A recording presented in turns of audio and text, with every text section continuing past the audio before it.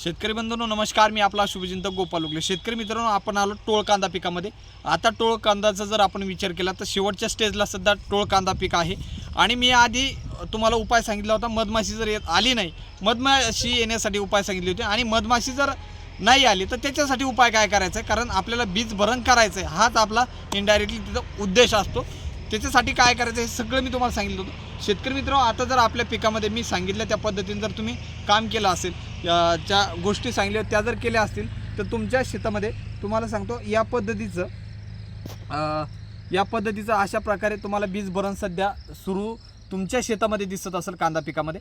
आता काय करायचं, ते बीज भरण चांगल्या पद्धतीने होण्यासाठी आपल्याला काय करायचं, कारण हे जरी बीज भरण आता त्याचं क्रॉसिंग जरी झालं असेल तरी बीज भरण होणं महत्त्वाचं आहे। ते तिचा आकारही वाढला पाहिजे आणि त्याचं वजन वाढलं पाहिजे, तेव्हा आपल्या शेतामध्ये पैसा होतो।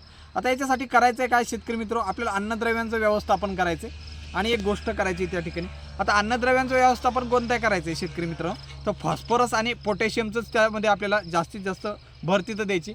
मग आता हे देताना आपण पैसा आपण खर्च करतोय, पण त्या पद्धतीचं आपल्याला क्वालिटीचं मटेरियल तिथं भेटतं आहे का, हा सुद्धा आपण विचार केला पाहिजे। तर तिथं शेतकरी मित्र एक उपाय सांगतो मी तुम्हाला, बायोफॅक्टर कंपनीचं तुम्ही हायके घेऊ शकता किंवा बायोफॅक्टर कंपनीचं तुम्ही किंके घेऊ शकता। शेतकरी मित्र, या दोन्ही प्रोडक्टमध्ये सुद्धा जर विचार केला तर किंकेमध्ये 18% पोटॅश आहे आणि त्यासोबत बाकी मायक्रोन्यूट्रियंटसुद्धा आहे। याचा जर विचार केला तर आपण बोरॉन जास्त प्रमाणात आहे, मॅग्नेशियमसुद्धा आहे आणि कॅल्शियमसुद्धा आहे। आणि हायकेमध्ये सुद्धा तीच परिस्थिती शेतकरी मित्रांनो। त्यामुळे जर तुम्हाला आता याच्यामध्ये जर अन्नद्रव्यांचं व्यवस्थापन करायचं असेल तर याच्या आधी म्हणजे आपण जर पोटॅश जर शेवटी सोडत असू तर याच्या आधी आपल्याला 042-47 ग्रेड सोडायचं आहे, प्लस ज्याच्यामध्ये स्ट्रेस एलिमेंट असा 042-47 हा ग्रेड सोडायचा आहे। त्याच्यानंतर आपल्याला पोटॅशकडे जायचं आहे। आता मग 042-47 घेताना कोणत्या कंपनीचं घ्यायचं आहे, तर ICLचा आपण घेऊ शकता किंवा मग मायाफीडचा घेऊ शकता, वनिताचा घेऊ शकता, अशा मोठ्या कंपनीचाच आपल्याला तिथं हा ग्रेड घ्यायचा आहे। त्याच्यानंतर आपल्याला पोटॅशकडे जायचं आहे शेतकरी मित्र।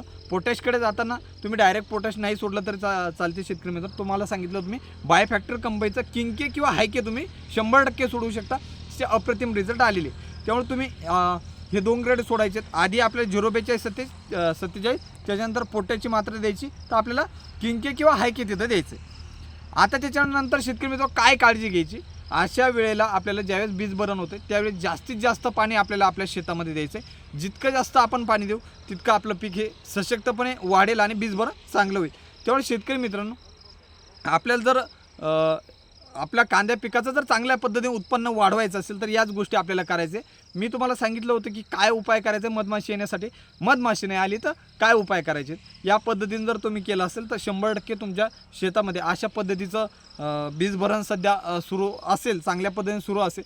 त्यामुळे शेतकरी मित्रांनो, त्याच्यानंतर आपल्याला ह्या गोष्टी करायच्या ज्या मी तुम्हाला आता सांगितलं, की जेणेकरून बियाण्याचं वजन आणि आकार हा वाढला पाहिजे, याच्यासाठी हा आपल्याला उपाय करायचा। धन्यवाद।